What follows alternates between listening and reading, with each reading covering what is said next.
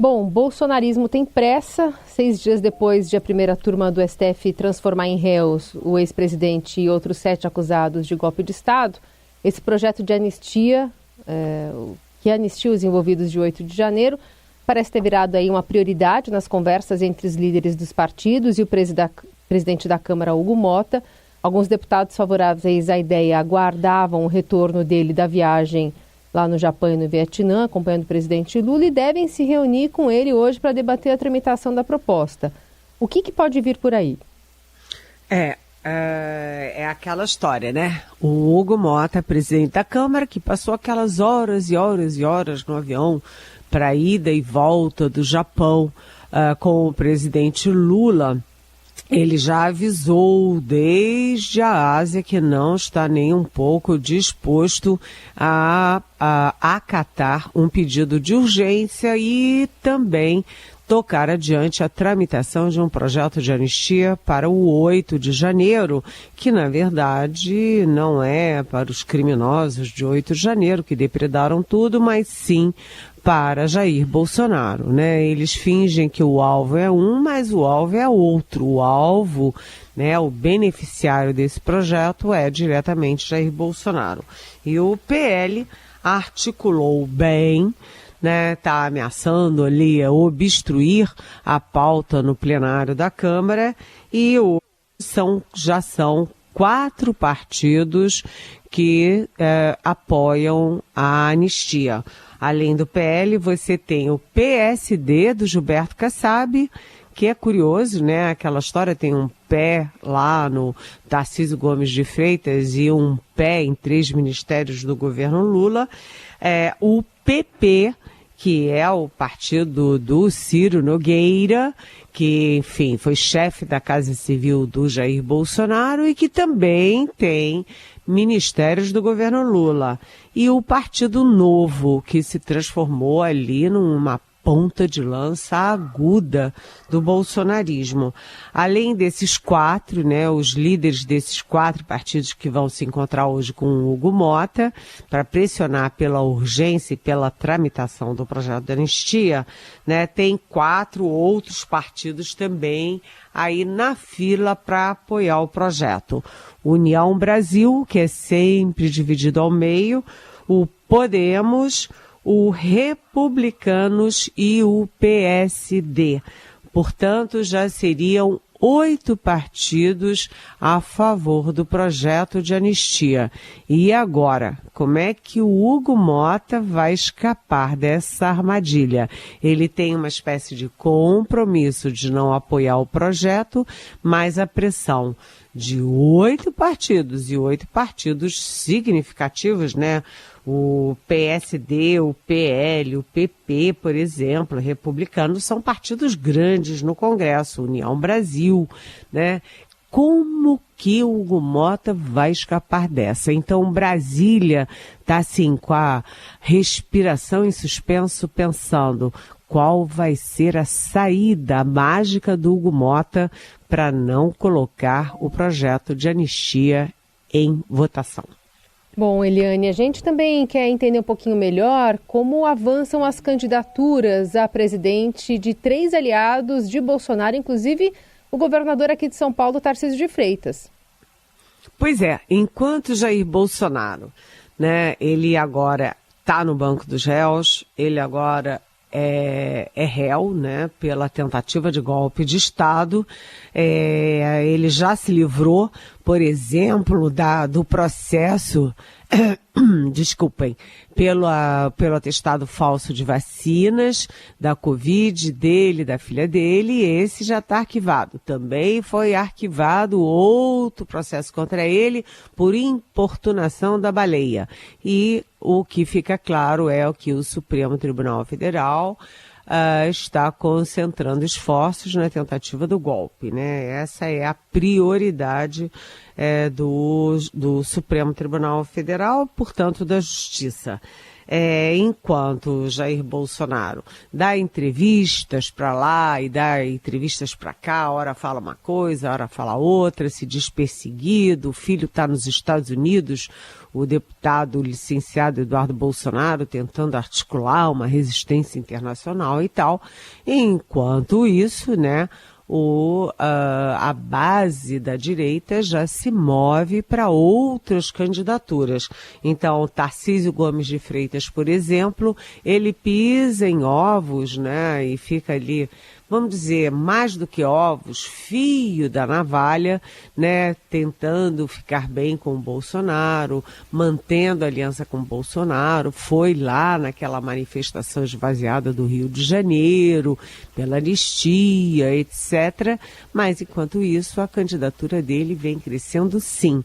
Ontem mesmo eu tive um almoço com um especialista que conhece bem o setor privado de São Paulo e conhece bem a política de Brasília. Ele estava dizendo, né, isso está saindo do controle do Bolsonaro. O Tarcísio Gomes de Freitas está, sim, mais e mais e mais na linha de frente de candidaturas à presidência da República.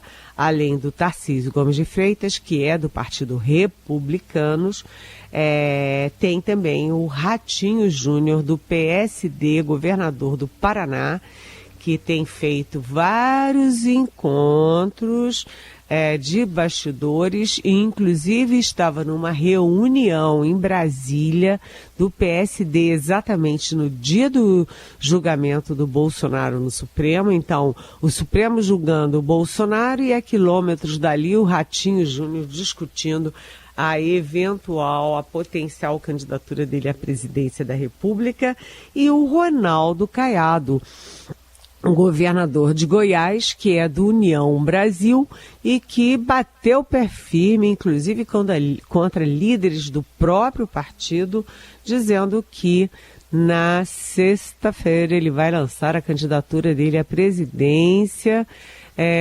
E aonde? Na Bahia. Na Bahia, onde o União Brasil é forte, porque, enfim, tem o prefeito da capital, tem ACM Neto, que é um dos líderes do União Brasil, enfim. Enquanto Jair Bolsonaro esperneia, grita e tenta se favorecer da anistia, né, você já tem Tarcísio, Ratinho, Ronaldo Caiado, entre outros, se movimentando como candidatos à presidência em 2026. Lembrando que Jair Bolsonaro pode se debater pela anistia pelo golpe, mas ele é inelegível pelo TSE, pelo Tribunal Superior Eleitoral. Então, uma coisa é uma coisa, outra coisa é outra coisa. Mesmo com a anistia, o que é muito, muito improvável, né, ele continua inelegível para 2026. Seguimos com o Jornal Dourado e análise política direto de Brasília com Eliane Cantanhede. Agora para falar de uma medida esperada para amanhã, pelo menos está previsto para amanhã, a divulgação das tarifas, novas tarifas comerciais dos Estados Unidos. O Brasil vai ser um dos países impactados. E, Eliane, como é que o Brasil está agindo aí? Que frentes de negociação estão abertas aí para tentar, talvez, minimizar pelo menos esse impacto? Pois é, Heisen, Carolina, ouvintes, o fato é o seguinte, né? Como eu escrevi na coluna de hoje no Estadão, o Brasil está no mato sem cachorro. Não adianta vira-lata, poodle, rottweiler, porque ninguém sabe o que fazer. Ontem eu tive conversas no Itamaraty, tive conversas também com o setor privado de São Paulo e, na verdade, ninguém sabe o que fazer. Né? Inclusive por quê? Inclusive porque ninguém sabe exatamente quais os setores e quais os produtos brasileiros vão ser afetados diretamente pelo tarifaço que o Trump prometeu para amanhã. Prometeu ou ameaçou para amanhã, 2 de abril. Lembrando que no State of Union, que é o discurso que abre, né, o discurso dos presidentes americanos, que abre todo ano os trabalhos parlamentares, o Trump citou especificamente o Brasil. Ele anunciou o tarifaço para 2 de abril e citou especificamente o Brasil. Portanto, vem aí uma pancada. Mas qual a pancada? Qual o tamanho da pancada? Quais os setores atingidos, alvos dessa pancada?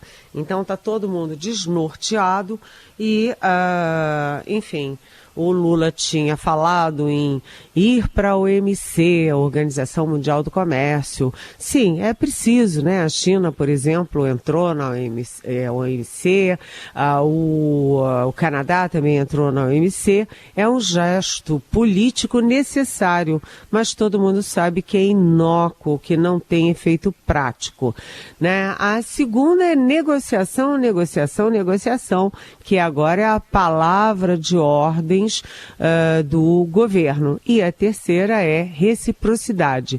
Reciprocidade é Trump joga tarifas para cá e o Brasil joga tarifas para lá. Mas é um movimento muito, muito arriscado e é uma declaração de guerra, né, do Brasil, e o Brasil não tem tamanho para uma guerra com os Estados Unidos. Mas vamos lá, como o momento está na negociação, ontem estava previsto um primeiro contato do chanceler Mauro Vieira com altos representantes do comércio e da diplomacia dos Estados Unidos por telefone, mas vejam só, houve problemas de agenda. Na hora da conversa, o representante americano tinha uma agenda de última hora e o Mauro Vieira teve que correr para o Palácio para conversar com o presidente Lula. Então, não teve negociação nenhuma, né? Aí o vice-presidente Geraldo Alckmin, que também é ministro do Desenvolvimento, da Indústria, do Comércio e Serviços, o Geraldo Alckmin tem conversado com o Departamento de Comércio e também mandou, né, junto com o Itamaraty, uma carta para a USTR, que é a agência dos Estados Unidos para comércio exterior. Além disso, o embaixador Maurício Lírio, que é o secretário do Itamaraty para Assuntos de Comércio Internacional, liderou uma delegação para Washington. Todo mundo se movendo para tentar negociar saídas, exceções para aço e alumínio. Mas as perspectivas não são claras, aliás, são bem nebulosas. E aí, uma questão chave é que os Estados Unidos estão construindo uma fábrica de semi-acabados de alumínio e aço, que são semi-acabados que o Brasil exporta para os Estados Unidos. E os Estados Unidos estão construindo essa fábrica no Alabama. Mas essa fábrica vai ser capaz de suprir no mercado americano? A expectativa do Brasil é que não, e que assim eles vão ter que abrir cotas com a tarifa mais camarada para o Brasil. Mas isso, por enquanto, ainda é só uma expectativa. Eu quase que disse que é sonho, mas não é só sonho, não. Eliane, enquanto isso, o Senado deve votar hoje esse projeto que cria a lei da reciprocidade econômica. É uma tentativa de responder a essas medidas do presidente Trump, ampliando para 25% a taxa de importação do aço e dos alumínios brasileiros. Mas o quanto é efetivo a política se meter nesse trâmite internacional? Pois bem, o Congresso não podia ficar, lavar as mãos, fingir que não tem nada acontecendo. Então o Congresso também está discutindo essa questão, acho que é importante.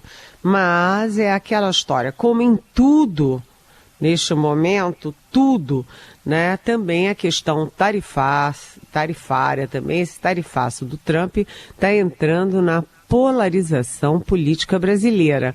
Então, a oposição ao governo Lula tenta culpar o Lula pelas maluquices do Trump, dizendo que o Lula fechou todas as portas com os Estados Unidos ao declarar apoio a Kamala Harris na campanha norte-americana contra o Trump.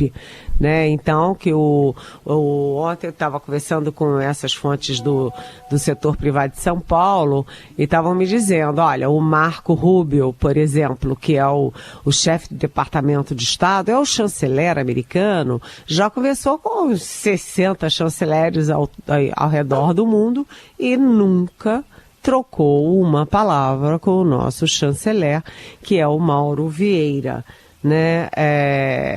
Então, o setor privado brasileiro e o bolsonarismo, a oposição ao Lula, dizem que as portas dos Estados Unidos em várias áreas, segurança, comércio, agricultura, até na questão do meio ambiente, estão fechadas para o Brasil. Mas a resposta do Brasil é o seguinte, a resposta do Itamaraty é o seguinte: ok, né? O Canadá é um dos grandes aliados históricos dos Estados Unidos. A Colômbia sempre foi o maior aliado dos Estados Unidos aqui na América do Sul. Né? O Zelensky, né? A Ucrânia sempre foi aliado, recebeu muita ajuda dos Estados Unidos. E não adiantou nada. Né? Nem o Milei também, a Argentina também teve tarifaço no aço e alumínio e se diz íntimo do Trump, aliado, né, do Trump, é fã do Trump, e não adiantou nada, porque os Estados Unidos não abriram nenhuma exceção para país nenhum. Ou seja, ter porta aberta ou não, ser aliado ou não está adiantando nada, né? Portanto, o que está acontecendo é que o Trump se sente dono do mundo e faz o que está na cabeça dele. Se é aliado ou não, não tem nada a ver. Aliás, ele é amigão, se estava amigão do Vladimir Putin da Rússia e ontem já deu uma canelada e anunciando ali também medidas contra a Rússia.